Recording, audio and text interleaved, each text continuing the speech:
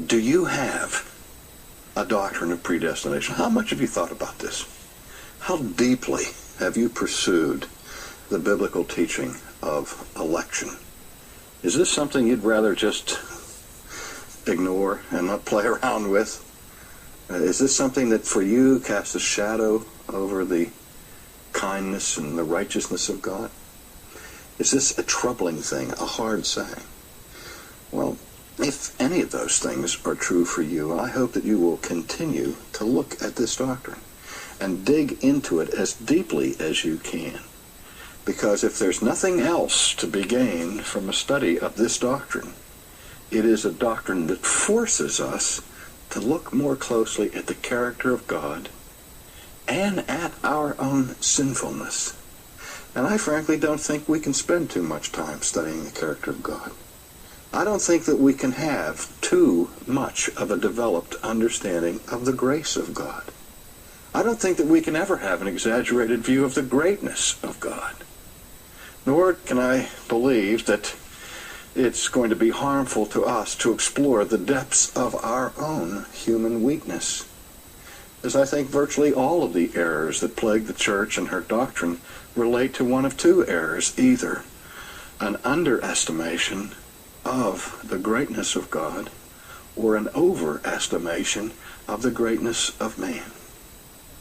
Perhaps the most controversial theological doctrine in the Bible, namely the doctrine of predestination. In our first session, I made the observation that virtually every church and every Christian who's ever lived has had to come up with some doctrine of predestination in an effort to take seriously the manifold references in the Bible to the concept of predestination. But today we want to begin by asking the question, what is predestination? Now, it would be nice if I could say to you that even though there's all kinds of disagreement about this doctrine, about its importance, about its truth, and all the rest, at least we all agree what we're talking about when we talk about what the doctrine means or what it is. Sadly, I can't do that because it seems like there's as many different definitions of predestination as there are doctrines of predestination. So we'll have to build somewhat slowly on this. And the way I like to approach matters like this is first of all by looking at the words themselves. And of course the concept of predestination, the word predestination, I've been saying, is in the Bible. I've been saying the concept is there, but the Bible wasn't written in English, and so the English word predestination isn't in the Bible. We have a Greek word in there, and more than one Greek word that is used there for the concept. Pro-orizo is one of them.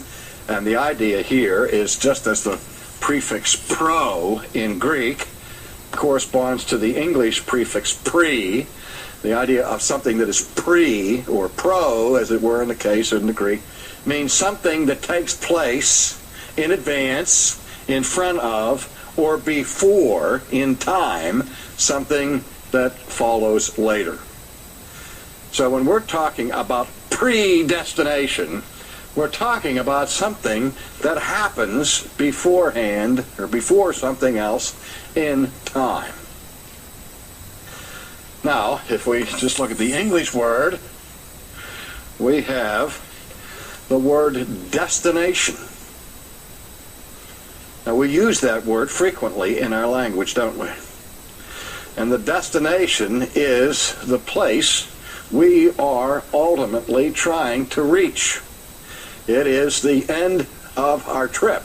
It is the end of the road. When I get on the train or on the airplane, or if I buy tickets, they want to know, what is your destination?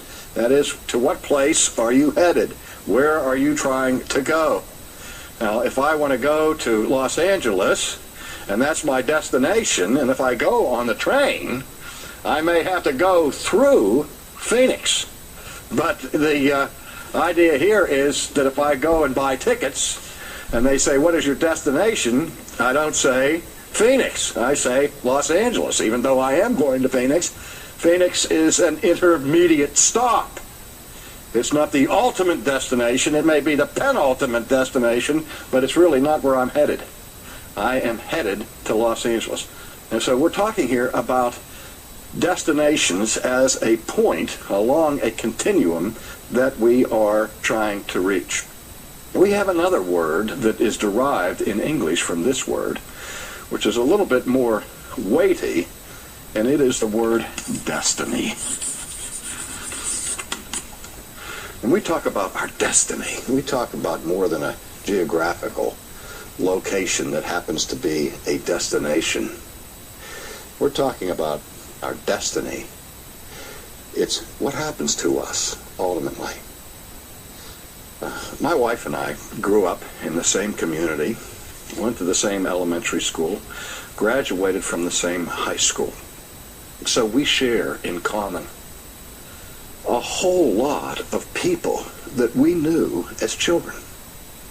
And often when we're driving somewhere and we're discussing in a nostalgic vein the days of our youth, we will ask ourselves questions concerning or regarding these people that we once knew.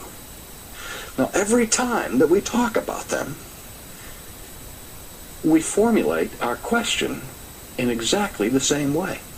We use exactly the same terms, and I suspect you use the same terms. We will speak about Judy Zello, and the question will be what?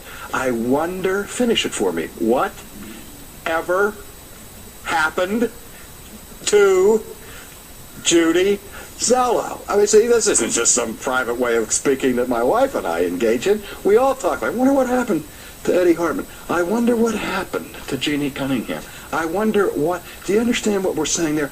We don't say, I wonder where they are, I wonder what they're doing. We may be wondering those things. But it's interesting that we use the phrase happen to. Because when I say, I wonder what happened to Judy Zello, I'm presupposing that in some sense, Judy Zello is a victim or a passive receptacle of something that has happened to her. And I'm really speculating with an assumption about some kind of view of kismet or of fate. I'm not a fatalist. I don't read fortunes. I don't follow the astrological guides in the horoscope or anything. But I do believe that I have a destiny, and that you have a destiny, and that Judy Zello has a destiny. And in God's providence, that destiny is in His hand and in His eternal plan. That before I was ever born, there was a destiny that was written by God before the foundation of the earth. Now that doesn't mean, in and of itself so far, that every detail of my life was programmed or preordained or foreordained or predestined by God. I mean, the doctrine isn't saying all that this much. This doctrine is dealing with our ultimate destiny. As I say, those other questions belong more properly into the doctrine of providence. And I should be quick to say, before you pick up your pen and write me a letter and think I've become Arminian in the last 5 minutes, that R C Sproul does believe that from the foundation of the world, every detail of his life was under the providential supervision and government of God and was ordained by God in eternity. So don't misunderstand me. I'm just simply saying that when we encounter the doctrine of predestination in its initial form here, it doesn't include all of those things in its particular scope, and so that's well beyond the boundaries of what we're looking at now. But I'm saying that predestination does concern your destiny, your final destiny, where you're going. And I think we can all agree on that.